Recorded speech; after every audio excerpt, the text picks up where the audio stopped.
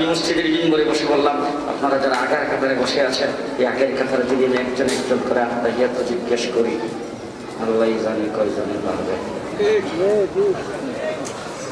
নামাজ পড়ায় শেষ করে যখন আমি বের হয়ে আসছি, আমার সভাপতি একদম আমার সঙ্গে চাইবা হাইটে আসতেছে, আমার কানের কাছে মুখটা নিয়ে একটা বুঝুন, আজকে একটা মুসল্লিদের কামাই রয়েছে। আমি বললাম যে কি ব্যাপার, কিভাবে কামাইলাম? কোনো শব্দ না, যেইভাবে আঙ্গুল দিয়ে ইশারা দিছিলেন, যদি আগের কাতারে আপনি আত্মাহিয়াত জিজ্ঞেস করেন তাইলে এক দুজনে পারত কিনা সন্দেহ। তুমি পিএইচডি করেছো, তুমি বিসিএস ক্যাডার, তুমি বরাবর উচ্চশিক্ষিত, তুমি বুদ্ধিজীবী বলে দাবি করো, ইসলামের কোনো খবর তোমার কাছে নাই। নামাজের 2 রাকাত নামাজের মশলা তুমি জানো না। আমার দেশে আজকে স্কুল কলেজ ইউনিভার্সিটি ইসলামী শিক্ষাকে সংকোচন করতে করতে স্কুল থেকে ধর্মীয় শিক্ষার মাস্টার বিদায় করে দেওয়া হয়। স্কুলে ধর্মীয় শিক্ষার মাস্টার নাই। আলহামদুলিল্লাহ, কি বলবো, আলহামদুলিল্লাহ বলবো, নাউজুবিল্লাহ বলবো, পরীক্ষাও নাই, ধর্মীয় শিক্ষার কোনো পরীক্ষাও নাই। আজকে ব্যাঙ্গের নাচ স্কুলে শিক্ষা দিতে হবে, স্কুলে শিক্ষা দিতে হবে, বানরার হনুমানের মুখোশ আঁকা স্কুলে শিক্ষা দিতে হবে। পরিষ্কার ভাষায় বলতে চাই, সরকারি রাজস্ব খরচ করে জনগণের ট্যাক্সের পয়সায় স্কুল তৈরি করে মাস্টার রেখে ব্যাঙ্গের নাচ শিক্ষা দেওয়ার প্রয়োজন নাই। ব্যাঙ্গের নাচ তো বৃষ্টি আসবে, রাস্তার কিনারে গেলেই শেখা যায়।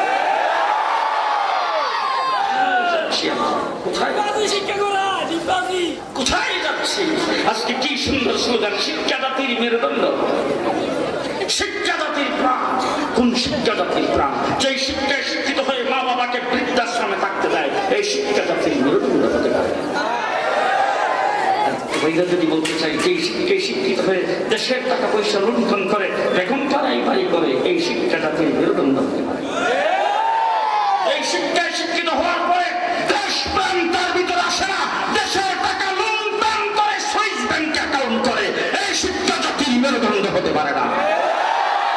শিক্ষায় শিক্ষিত হয়ে টাকা পয়সা আত্মসাৎ করার জন্য উন্নয়নের নামে রোডের বদৌলতে ভাস দেয়, এই শিক্ষা জাতির মেরুদণ্ড। শিক্ষায় শিক্ষিত হয়ে দেশের টাকা পয়সাকে নিজের সম্পদ মনে করে বালিশের তুলের ভিতরে রাখে, এই শিক্ষা জাতির মেরুদণ্ড। শিক্ষা জাতির মেরুদণ্ড। হাড্ডিমা টিম মাঠে পারে টিম, তাদের খারাপ দোষী। আপনাদের এখানে যেটা সিং করে টিম পারেন, নোয়াখালীর কোনো জায়গায় পারে, আর যেটা টিম পারে এটা সিং করে তোর সত্য কথা বলে। আজকে আমার দেশের শিক্ষা ব্যবস্থা এমন জাতিদেরকে নিয়ে, এমন সংখ্যক লোকদেরকে নিয়ে শিক্ষা বুট কায়েম করা হয়েছে, যাদের শিক্ষা সিলেবাসে ভারত থেকে মানুষ তৈরি লাগাইতে দ্বিধাবোধ করে নাই। 90% মুসলমানের দেশের স্কুল কলেজ ইউনিভার্সিটির মুসলিম ছাত্রছাত্রীরা আমাদের মাদ্রাসা স্কুলে পড়ানো হবে, বানর থেকে নাকি আমরা যারা কইছে না, তারা কোন দলের লোক? শিক্ষা জাতির মেরুদণ্ড। মুহাম্মদুর রাসূলুল্লাহ সাল্লাল্লাহু আলাইহি ওয়াসাল্লাম যে যুগে পৃথিবীতে আগমন করেছেন, এই যুগটা ছিল অন্ধকার যুগ, বর্বরতার যুগ। শিক্ষা দীক্ষা বলতে মানুষের কিছুই ছিল না, মানুষ সব বর্বর হয়েছিল। রাসূল সাল্লাল্লাহু আলাইহি ওয়াসাল্লাম পৃথিবীতে আগমন করেছেন, জিবরাইল আমিন হুজুর আকরাম সাল্লাল্লাহু আলাইহি ওয়াসাল্লামকে হেরা গুহার মধ্যে এসে সর্বপ্রথম শব্দ বলেছেন, ইকরা পড়ুন। রাসূল বলছেন, মা নবী কারিম, আমি তো পড়া জানি না, আমি জীবনে পড়ি নাই, 40 বছর 2টা মাস হয়ে গেল, এর ভিতরে আমি একটা অক্ষর তো কোনো মানুষের কাছ থেকে শিক্ষা গ্রহণ করি নাই, আমি তো কোনো প্রাইভেট টিউটারের কাছে যাই নাই, সুতরাং আমাকে কি বলতেছো পড়ার কথা? আমি তো পড়া জানি না। মা নবী কারিম জিবরাইল হুজুরকে চাপ দিয়ে বসছেন, দইরা সাইডে দিয়ে বলছেন, ইকরা, একই শব্দ, ইকরা পড়ুন। তার কারণ হলো আপনি বিশ্বজগতের শিক্ষক, আপনি এক অক্ষরে কোথাও পড়েন নাই, এখন থেকে আপনার পড়া শুরু। রাসূলুল্লাহ সাল্লাল্লাহু আলাইহি ওয়াসাল্লাম হেরা গুহা থেকে বের হয়ে আসছেন। আয়েশা রাসূল সাল্লাল্লাহু আলাইহি ওয়াসাল্লাম জিন্দেগির অন্য কিছু করেন নাই, সর্বপ্রথম রাসূল মাদ্রাসা কায়েম করেছেন, সেই মাদ্রাসার নাম দারে আরকাম। ওই মাদ্রাসার প্রথম ছাত্র হযরতে আবু বকর সিদ্দিক, প্রথম ছাত্রী হলেন হযরতে খাদিজাতুল কুবরা রাদিয়াল্লাহু আনহা। সর্বপ্রথম ছাত্র হযরত আবু বকর সিদ্দিক তার একটা নূরানি মক্তবে ভর্তি হয়েছে। রাসূল হিজরত করে মদিনায় যাওয়ার পরে 13 বছর পরে যে মাদ্রাসা কায়েম করেছেন জামিয়া আসহাবে সুফা, সেই মাদ্রাসা থেকে আবু বকর সিদ্দিক সহ 16 সাহাবী দাওরায়ে হাদিস পাশ করেছেন। রাসূল সাল্লাল্লাহু আলাইহি ওয়াসাল্লাম বলেছেন, ইন্নামা বুইসতু মুআল্লিমা, আমি বিশ্বজগতের শিক্ষক হিসেবে পৃথিবীতে আগমন করেছি। সুতরাং বিশ্বজগতের শিক্ষক তিনি 16 ছাত্র পড়াইছেন। 16 ছাত্র। আল্লাহ তাবারক ওয়া তাআলা পৃথিবীতে মানুষের হেদায়েতের জন্য নবী প্রেরণ করেছেন 16।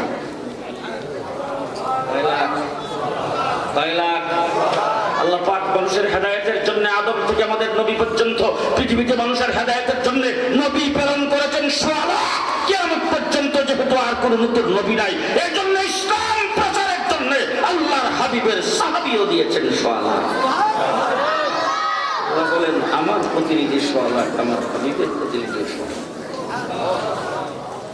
মুহাম্মদুর রাসূলুল্লাহ সাল্লাল্লাহু আলাইহি ওয়াসাল্লাম ছাত্র পড়াইছেন। যেমন ছাত্র 1 নম্বর ছাত্র হযরত আবু বকর সিদ্দিক, ঠান্ডা মিয়া বুঝেন না, রুহামা উবাইনাহুম।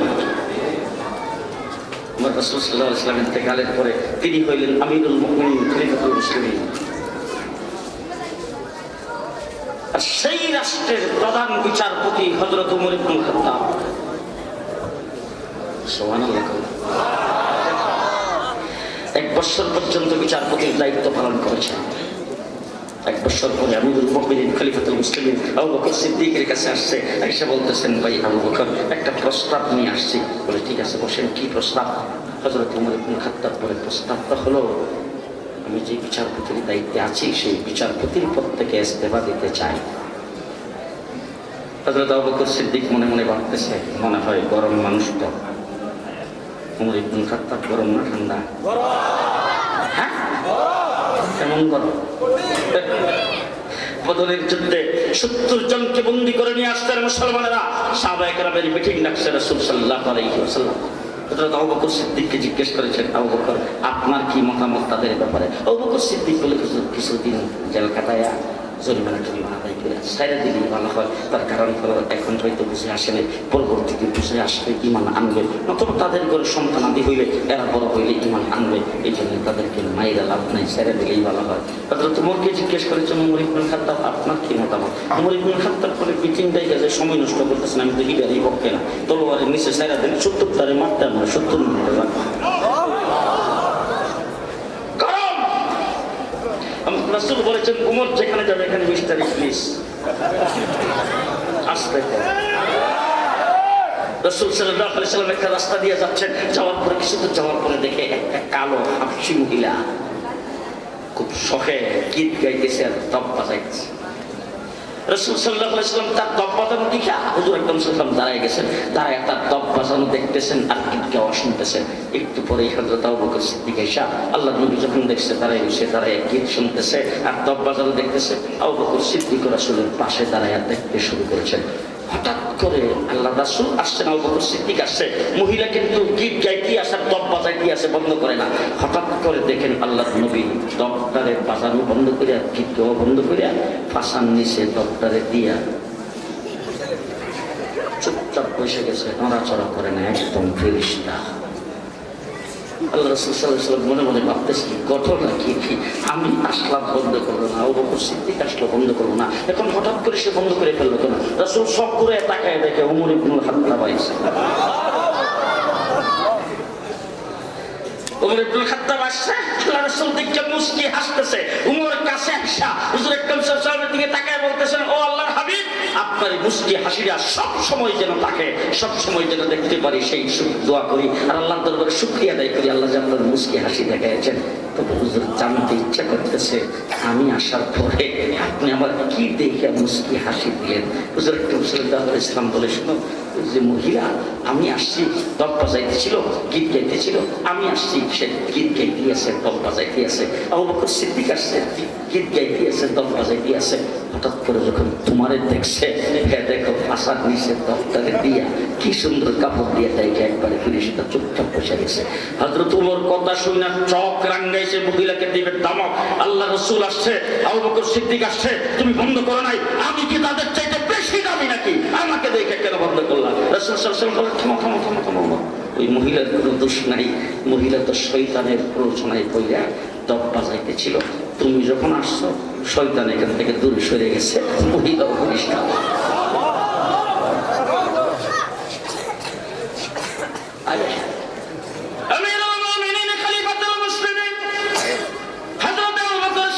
উমরকে জিজ্ঞেস করেছেন, ভাই উমর কি জন্য ইস্তেফা দিতে আসছো? আমি কি তোমার সাথে কোনো খারাপ ব্যবহার করেছি? রাষ্ট্র পরিচালনায় কোনো কথা কোন কাজের দ্বারা তুমি দুঃখ পেয়েছ? উমর ইবনুল খাত্তাব বলেন না। বলে তাইলে বাদী বিবাদী কোনো খারাপ ব্যবহার করেছে যার ফলে তুমি দুঃখ পেয়ে ইস্তেফা দেওয়ার জন্য আগমন করেছো? হযরত উমর বলেন তা না। বলে তাইলে কি জন্য ইস্তেফা দিতে আসতা?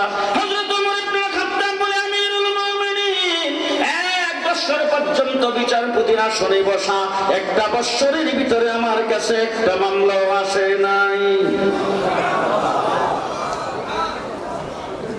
1 বছরের ভিতরে একটা মামলা আসে। আর আমিও কিন্তু 20 মামলায় জেল খেটেছি।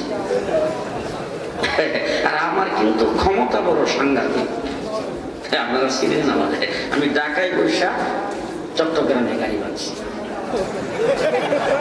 আধ্যাত্মিক সম্রাট, গাইনি কাজ করতে নাই। ঢাকায় বসা গাড়ি বাঁধছি, ঢাকায় বসে আগুন দিছি। সাংঘাতিক ব্যাপার কিন্তু।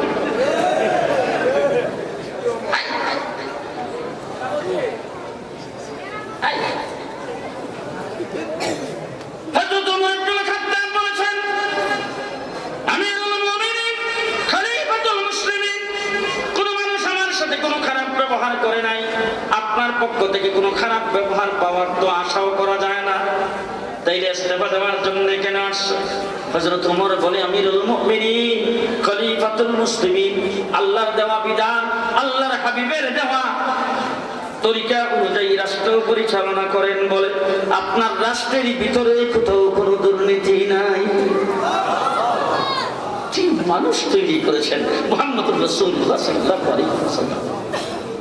এখন আমার রাসূল সাল্লাল্লাহু আলাইহি ওয়াসাল্লাম বিশ্ব জগতের শিক্ষক, ওনাকে একটু জিজ্ঞেস করেন তো, ও আল্লাহর হাবিব, আপনি তো কোথাও কোনো ইউনিভার্সিটিতে করেন নাই, আপনি তো কোনো স্কুলে যান নাই, আপনি তো কোনো মাদ্রাসায় যান নাই, কোনো প্রাইভেট টিউটরের কাছে তো আপনি একটা অক্ষর পড়েন নাই, আপনি বিশ্ব জগতের শিক্ষক কেমন হইলেন? শিক্ষক হইলে তো শিক্ষাগত যোগ্যতা থাকতে হয়, আপনি সেই যোগ্যতা কোথা থেকে হাসিল করেছেন? আমার রাসূল সাল্লাল্লাহু আলাইহি ওয়াসাল্লাম আজকের থেকে 1400 বছর আগে বলেছেন, আল্লামানি রাব্বি, স্বয়ং আমার রব আমাকে শিক্ষা দিয়েছে। এ শিক্ষা দিয়েছে, এ শিক্ষা দিয়েছে, আমার রব আমাকে শিক্ষা দিয়েছে। সংক্ষেপে বলতে চাই, ব্যাখ্যা বিশ্লেষণে যাবো না। এখন রাসূলকে জিজ্ঞেস করেন তো, ও আল্লাহর হাবিব, আপনার রব যে আপনাকে শিক্ষা দিয়েছেন? আমাদের এখানে তো শিক্ষাগত যোগ্যতার ক্যাটাগরি আছে। মক্তবের শিক্ষক একরকম, আবার নাহবি মিরহাদের জন্য পর্যন্ত শিক্ষক আছে, তারা একরকম, আবার যারা মেশকাত পর্যন্ত পড়াইতে পারে তারা একরকম, দাওরায়ে হাদিসের একরকম, তাকাসসুসের একরকম, আমাদের স্কুলে প্রাইমারির একরকম, হাই স্কুলের একরকম। তাহলে বিভিন্ন ধরনের ক্যাটাগরির শিক্ষাগত যোগ্যতা আছে। আপনাকে আল্লাহ পাক কতটুকু শিক্ষাগত যোগ্যতা দান করেছেন? কি যোগ্যতার বলে আপনি বিশ্বজগতের শিক্ষক হলেন? আমার রাসূল সাল্লাল্লাহু আলাইহি ওয়াসাল্লাম 1400 বছর আগে খুব সুন্দর করে জবাব দিয়ে গেছেন। হুজুর আকরাম সাল্লাল্লাহু আলাইহি ওয়াসাল্লাম বলেন, উতীতু উলুমাল আউয়ালিন ওয়াল আখিরিন, আমার আল্লাহ আমাকে আউয়াল এবং আখিরের সমস্ত ইলম দান করেছেন।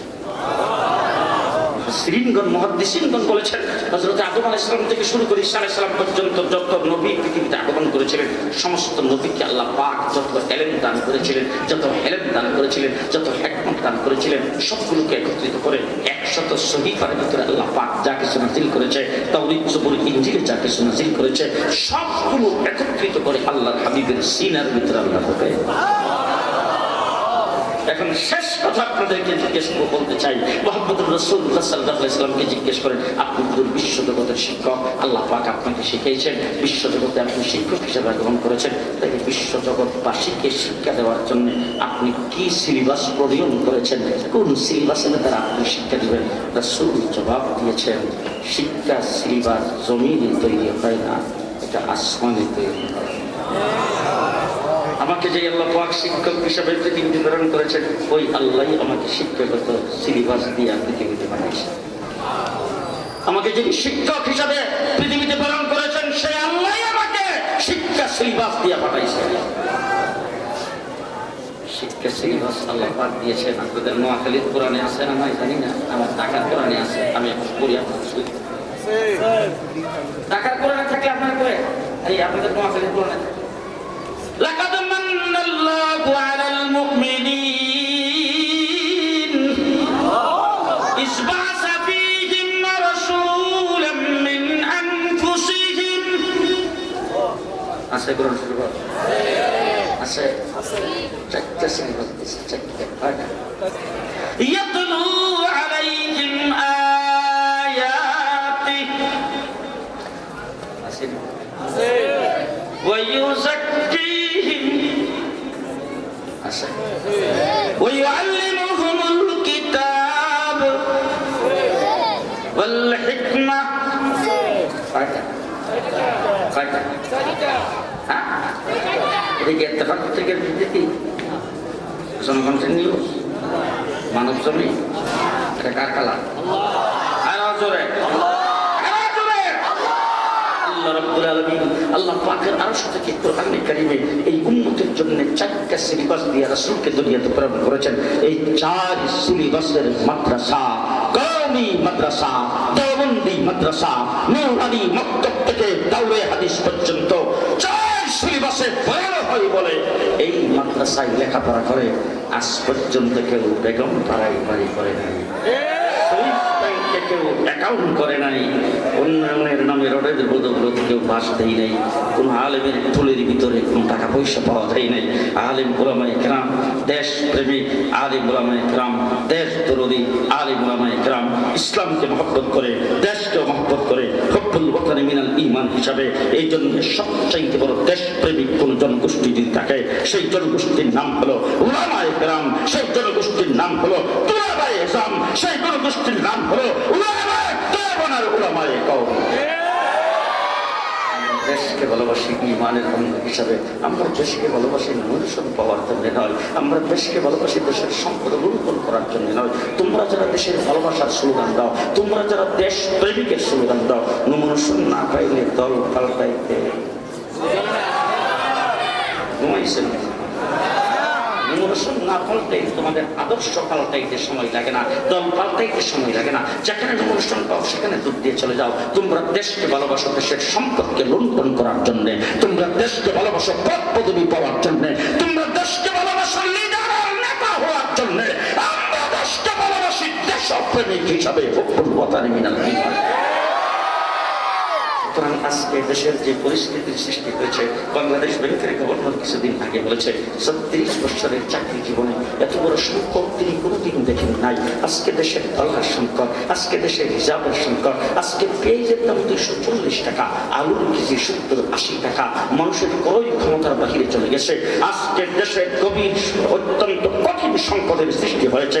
এই সংকট দেখে আমাদের দুর্বলতার কারণে, রাজনৈতিক মারামারির কারণে, দুই দলের দস্তাদস্তির কারণে যাদেরকে লাঠি দণ্ডের বাড়ি খেয়ে আমরা এই দেশ থেকে বিদায় করেছিলাম, তারা আজকে আমাদের দেশে মাতবুরি করার জন্য আগমন করছেন। তাদের চোখ আজকে আমাদের দেশের দিকে। পরিষ্কার ভাষায় বলতে চাই, দেশ যদি এই অবস্থায় চলতে থাকে আর বিদেশিরা যদি আমাদের দেশের মাতবর হয়ে আসে, দেশের স্বাধীনতার সার্বভৌমত্ব যদি হুমকির সম্মুখীন হয়, হাফিজ হুজুরের